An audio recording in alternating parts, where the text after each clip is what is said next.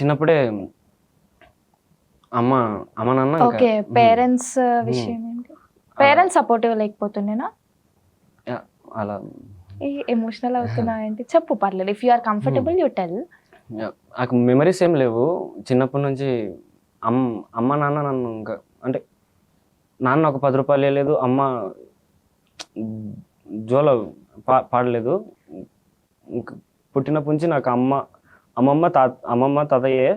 Okay. Father side ఉన్నారు కానీ ఎవరు పట్టించుకోరు నన్ను. అత్తలు చాలా మంది ఉన్నారు, మామలు ఉన్నారు, ఎవరు పట్టించుకోరు. అంటే ఏ వయసులో? సారీ టు ఆస్క్, బట్ ఏ వయసులో? అది 5 years ఉన్నప్పుడు నాన్న చనిపోయాడు. ఓకే. నాకు ఒక 14 years వచ్చిన తర్వాత మదర్ చనిపోయారు.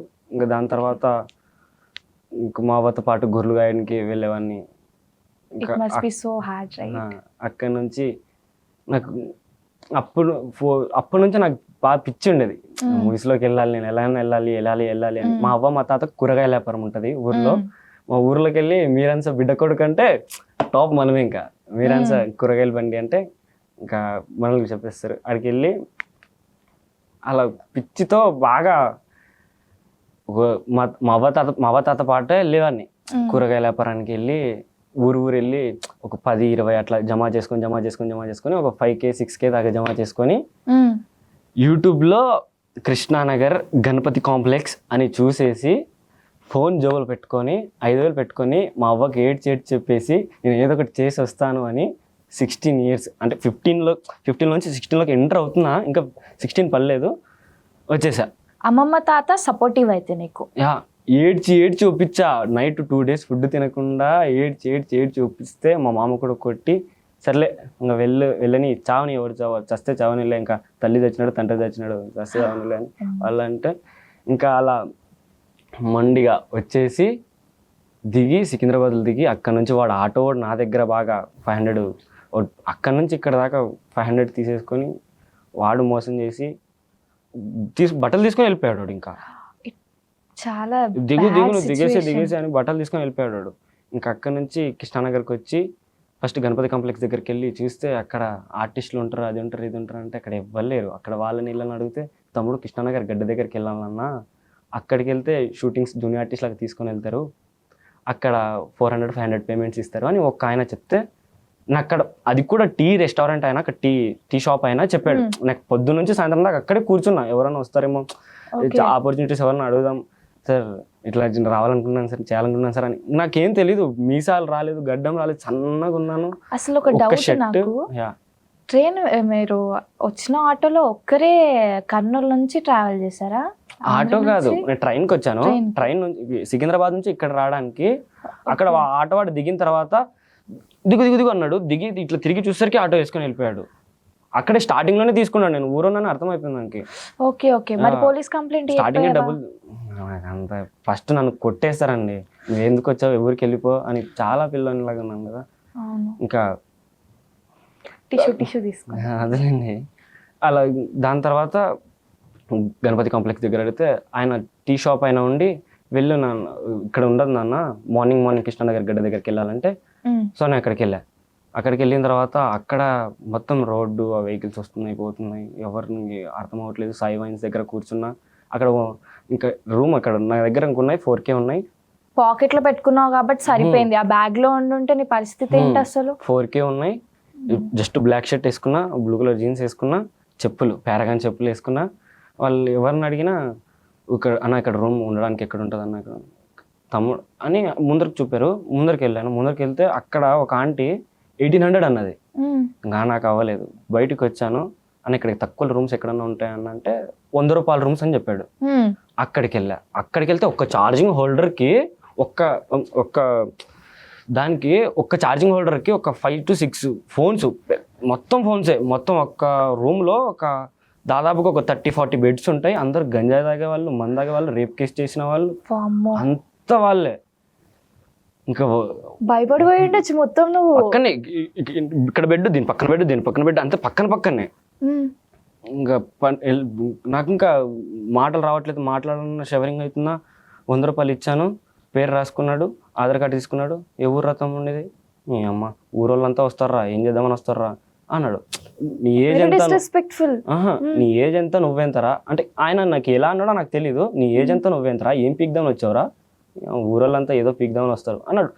నాకు ఇంకా అంటే అని వెళ్ళి నేను లైట్ తీసుకున్నా, పండుకున్నా. కట్ చేస్తే జోబులో డబ్బులు లేవు. ఇంకా నాకు ఏం అర్థం అవ్వట్లేదు. ఫోన్ కూడా ఎవరో తీసుకుపోతారో ఏమో అని నైటే ఇక్కడ పెట్టేసుకొని ఫోను పండుకున్నా. ఫోన్ మనీ లేవు, మనీ లేవు. ఏం చేయాలని అర్థం అవ్వట్లేదు. ఆడ బాత్రూమ్ దగ్గర చూస్తే డైరెక్ట్ ఒకటే బాత్రూమ్, దాని దగ్గర ఒక 30-40 మెంబర్స్ లైన్గా నిలబడ్డారు. అక్కడ వాటర్ కూడా సరిగ్గా రావట్లేదు. అక్కడే అటు నుంచి అట్టే కిందికి దిగి 3:30-4 అవుతుంది. కృష్ణనగర్ గడ్డ దగ్గరికి వెళ్ళా. తమ్ముడు చిన్నపిల్లలాగా ఉన్నావురా, నేను తీసుకొని వెళ్ళాం షూటింగ్కి. నీకు షూటింగ్కి వెళ్ళాలంటే షూ ఉండాలి, ఒక ఎక్స్ట్రా షర్ట్ ఉండాలి, ఒక బ్యాగ్ ఉండాలన్నాడు. నాకు ఇంకేం చేయాలని అర్థం అవ్వలేదు. ఇంకా ఉన్న సగం మనీతో అయినా నువ్వు కొనుక్కుంటుండే. మా అవ్వ ఆడికి చెప్తుంది, వద్దురా వద్దురా అవసరం లేదురా, పోకురా, నా మాటినరా అంటూనే ఉంది. నాకు టిష్యూ తీసుకోండి. Take this. You want drink water? Have it.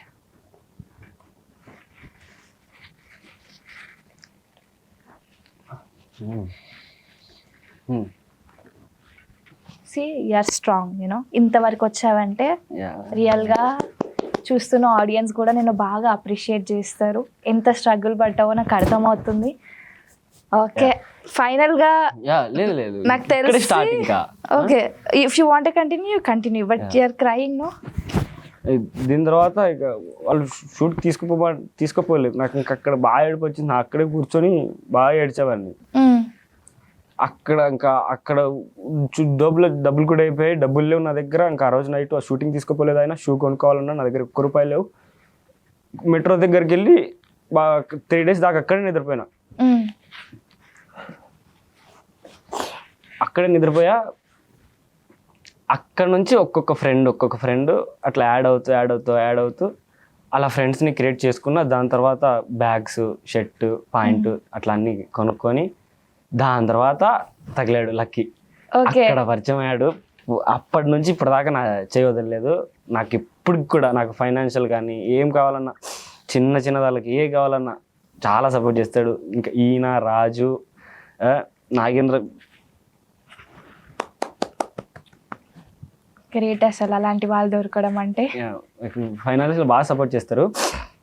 దాని తర్వాత ఒక మోహన్ అని సీరియల్ ఏజెంట్ ఉంటాడు గడ్డ పైన.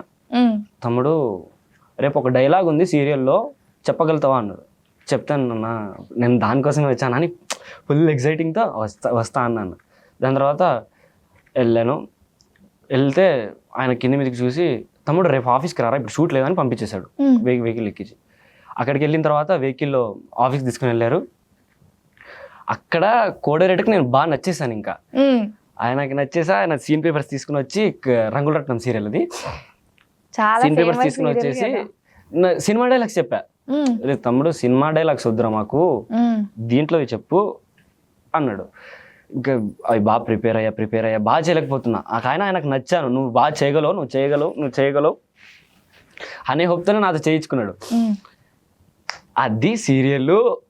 ఆ రోజు డైరెక్టర్ బాగా తిట్టాడు, కొట్టాడు. ఆ రోజు బాగా చేయించుకున్నాడు.